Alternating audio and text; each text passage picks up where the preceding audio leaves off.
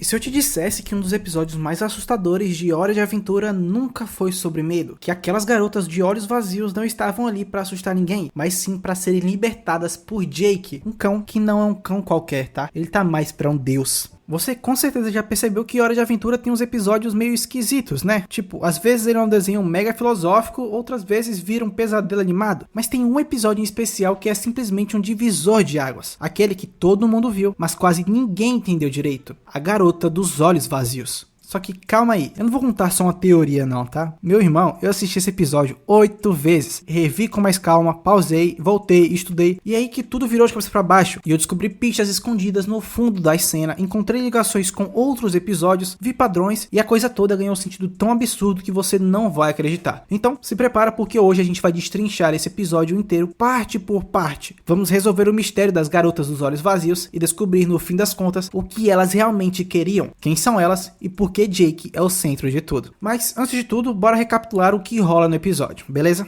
A história começa como qualquer outra. Finn e Jake estão tranquilos, arrebentando uma bela de uma pizza, ouvindo o programa de rádio do Start, que tá comemorando 5 anos no ar. E aí o clima já começa a ficar bizarro, porque um guarda-banana liga pro programa dizendo que teve uma experiência espiritual dentro da lavanderia. Ele diz que simplesmente viu uma garota com olhos ocos, brancos, sem expressão, e mano, só essa descrição já dá aquele frio na espinha. Nesse momento, primeiramente, antes de mais nada, eu pensei o porquê diabos uma banana tá lavando sua roupa, mas né, depois eu lembrei que isso é Hora de Aventura, então ignorei esse fato. Jake, por sua vez, escutou aquilo e já entrou no estado de alerta. Cachorros são mais sensitivos ao desconhecido, né? Todo mundo sabe. Então ele fica claramente muito abalado, mas obviamente tenta disfarçar, fingindo que tá tudo tranquilo, mas a gente percebe que o bicho tá gelado por dentro. Dito isso, chega o momento deles irem pra casa, e no caminho começam a simplesmente ouvir barulhos vindo da floresta. E se você já assistiu filmes de terror bastante, já sabe, né? Se tá escuro e tem barulho na floresta, coisa boa, não é? Os barulhos, por sua vez, só aumentam, a tensão cresce, Finn e Jake aceleram um passo até que finalmente chegam em casa. Trancam tudo e pensam estar são e salvos. Mas infelizmente já era tarde demais. Sons estranhos, batidas na porta sem parar começam a acontecer. Finn abre e a menina dos olhos vazios está lá, dando início ao terror em Hora de Aventura. Eles trancam a porta de novo, mas agora a garota já escolheu suas vítimas e tá atrás deles sem parar. Desesperados, Finn e Jake ligam de volta pro programa de rádio, pedindo alguma informação que pudesse os salvar. Só que em vez de uma ajuda, eles só receberam um conselho sem sentido nenhum. Jake tentou tudo que Start estava falando, mas nada funcionava. Então, cansado e cheio de ódio, ele chamou o cara de charlatão, com muita razão, né? E decidiu que iam fazer do jeito deles. Em busca de respostas para isso, eles foram até a biblioteca e de fato conseguiram encontrar respostas lá. Lá, Finn faz duas descobertas cruciais. As garotas dos olhos vazios começaram a aparecer na mesma época que o programa do Start estava começando a ser transmitido, o que certamente não é uma coincidência e vocês vão entender melhor depois. E por fim, ele mesmo assume que elas são tupas. E aí, cara, o jogo vira completamente. Para quem nunca ouviu falar, tupas são basicamente entidades criadas a partir do pensamento coletivo, podendo ser tanto bem quanto mal. Tipo, se muita gente acredita em algo com força suficiente, esse algo ganha força e pode virar real. E é exatamente isso que Finn acha que tá rolando ali. As garotas não são fantasmas, nem zumbis, nem demônios. Elas são projeções físicas geradas pelo medo e pelo pensamento coletivo da galera que escuta o programa de rádio. Jake, claro, não tava nem aí pra teoria. Ele queria saber mesmo era de sobreviver. Finn, por sua vez, tentou um plano genial: ignorar as garotas e fingir que elas nunca existiram. E claro, não é que o negócio funciona, pra Finn pelo menos, né? Porque ele consegue passar tranquilamente no meio das garotas como se nada tivesse acontecido. Mas com Jake a história é outra. Jake não conseguia fingir, ele tinha medo real daquilo. E é nesse momento que as coisas vão ficando difíceis para o nosso cachorrão, porque Jake acaba sendo encurralado pelas garotas que estavam se aproximando cada vez mais. E aí ele faz uma coisa muito genial. Tudo bem que foi muito sem querer, né? Mas foi genial mesmo assim, porque ele admite pela primeira vez no episódio que elas existem. E mano, nesse momento todas pararam, começaram a sorrir, tiraram lentes do rosto, arrancaram os cabelos, tiraram as próprias cabeças e finalmente tiraram sua própria pele, revelando uma forma brilhante, quase celestial. E então, sem dizer uma única palavra, elas flutuam pelo céu e se transformam numa nuvem de dentes de leão. Bimo, o robô mais filosófico da animação, olha pra tudo isso e solta um "eu achei muito bonito". E esse, cara, é o momento mais poderoso de todo episódio, porque ali você percebe, cara, isso aqui foi realmente bonito. Sim, foi assustador, sim, foi estranho, mas foi bonito. E o motivo de ser bonito vai te surpreender. ver, porque é aqui que começa a nossa jornada. Se você achou que o episódio das meninas dos olhos vazios já estava estranho o suficiente, calma meu chapa, porque agora a gente vai entrar num território que mistura misticismo, identidade, reencarnação e aquele tipo de coisa que somente Hora de Aventura faz como ninguém. Esconder filosofia budista atrás de um limão gritando. Literalmente, tá? Pra gente entender o que diabos estava rolando de fato com aquelas garotas, ou melhor, as tupas, a gente precisa voltar para um episódio quase esquecido lá na 6ª temporada. O episódio da montanha. Se você pulou esse, vai por mim. Agora é hora de reassistir ele com outros olhos, porque esse episódio é a chave para entender tudo. Ele começa com Lemongrab tendo uma espécie de crise existencial. Sabe aquele momento na vida que você olha no espelho e pensa, que diacho eu sou? Então, é meio que isso. Para ele se reencontrar e descobrir sua real identidade, ele vai até a montanha do Matthew. E não, eu já adianto, essa aqui não é uma montanha normal, tá? No caminho que ele estava fazendo, o Finn acabou encontrando e resolveu segui-lo porque acreditou que algo de errado estava para acontecer. Lá dentro da montanha, nosso limãozão encara 3 portas, cada uma mostrando uma versão dele mesmo. A primeira era uma versão de desejo, a segunda uma versão do medo e a terceira era só ele, um reflexo imperfeito da sua própria alma, mostrando suas duas metades antigas brigando por doces de limão. E sim, a gente tá falando de metáfora visual pesadíssima aqui. E aí que a coisa começa a ficar insana, tá? Porque o Lemongrab entra pela terceira porta e o universo à sua volta simplesmente desaparece, some. Agora tudo virou ele. Tipo assim, ele tá correndo dentro de si mesmo, sendo confrontado pelas suas próprias falhas e quando chega ao limite, ao invés de se aceitar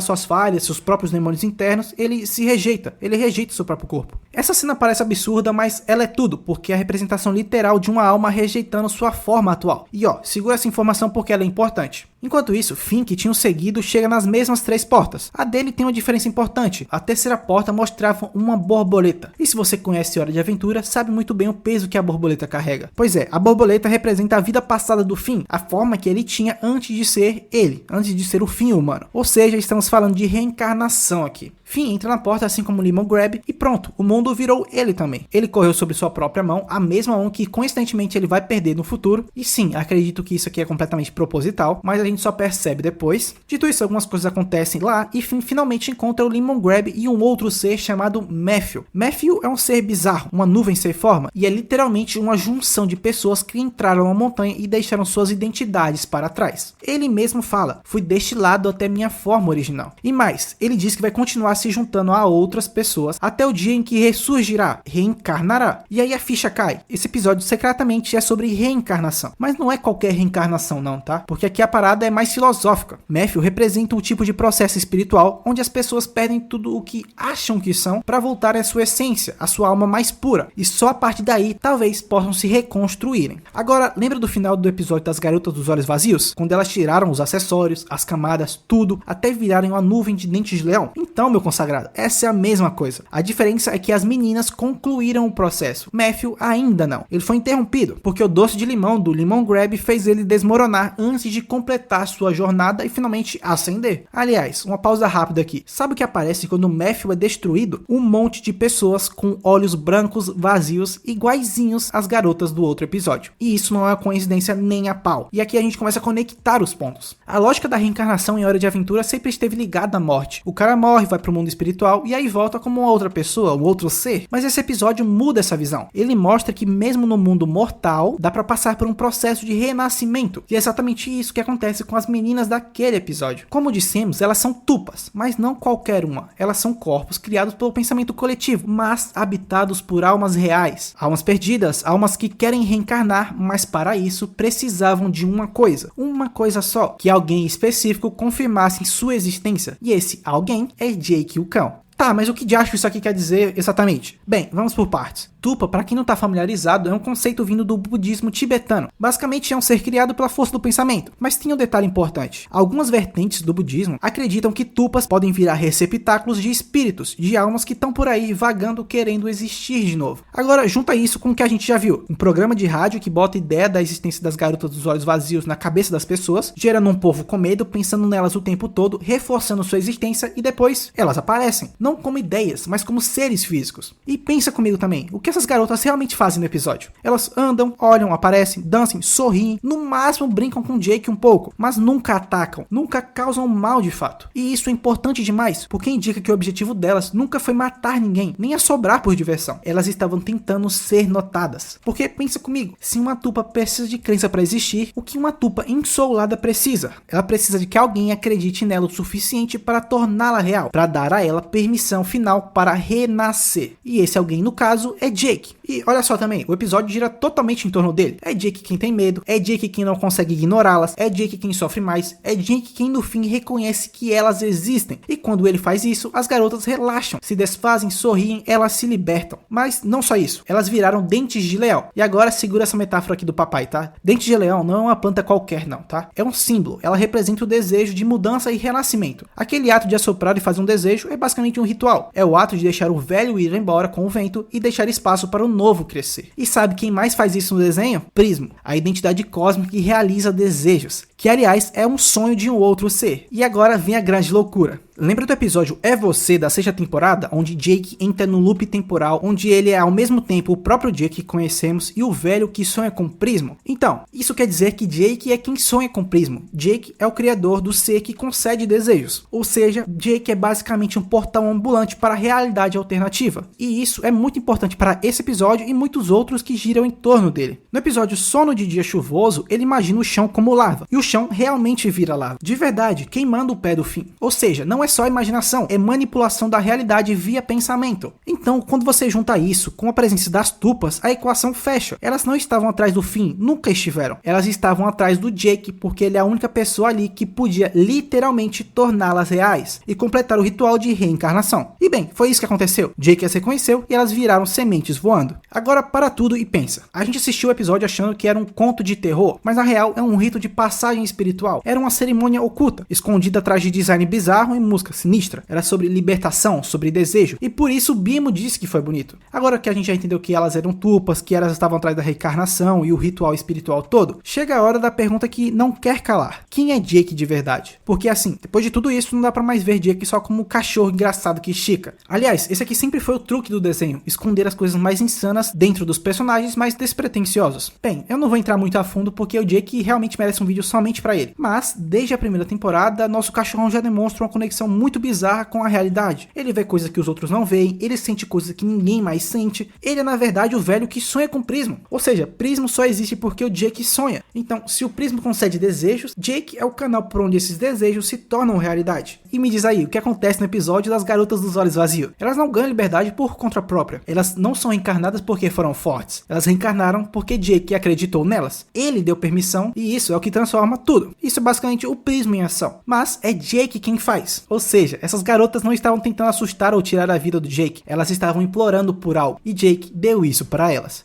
Jake é muito mais que um cachorro engraçado que luta e faz piadas. Jake é um criador inconsciente, um sonhador que molda o mundo sem perceber. E nesse episódio a gente viu, talvez pela primeira e única vez, esse poder sendo usado da forma mais pura e bonita possível, para dar a alguém uma nova chance de vida. E é por isso que esse episódio termina com o Bimo falando "eu achei bonito", porque é de fato mesmo. É o ciclo da existência, é o renascimento, nascimento, é o dente de leão voando. Mas tem um último ponto que a gente precisa fechar, tá? Porque esse episódio não existe no vácuo, ele faz parte de Hora de Aventura. E Hora de Aventura, como você bem sabe, é uma obra que fala o tempo todo sobre um tema que parece simples, mas é denso pra caramba. A finitude entre a vida e a morte, o começo e o fim, e o que acontece exatamente no meio da jornada. A gente já viu isso várias vezes. No episódio Together Again, por exemplo, a gente acompanha a jornada pós-vida de Finn. Ele morre e encontra o Jake no além, os dois tentam reencarnar juntos, e o episódio inteiro é sobre entender a morte. Não como o fim, mas como uma etapa, um pedaço do ciclo. E o que rola no episódio das garotas dos olhos vazios é a mesma coisa, só que com menos resposta e mais metáforas. E elas só conseguiram seguir em frente quando alguém as vê de verdade. E essa é a beleza do negócio, porque no fundo a série inteira é sobre isso, é sobre olhar para o caos do mundo, o fim do mundo no caso de Ur, e ainda assim encontrar beleza, encontrar um sentido, conectar com os outros. Então, bem, é isso. Essa foi nossa investigação completa sobre a garota dos olhos vazios. Um episódio sobre medo sim, mas também sobre reconhecimento, sobre aceitar o que te assusta e deixar o que foi seguir em frente. E tudo isso graças ao cão mais filosófico das animações, Jake, o sonhador, o criador, o libertador. Então, agora respira fundo, olha pro céu e faz um desejo nos comentários, porque talvez Jake esteja te ouvindo.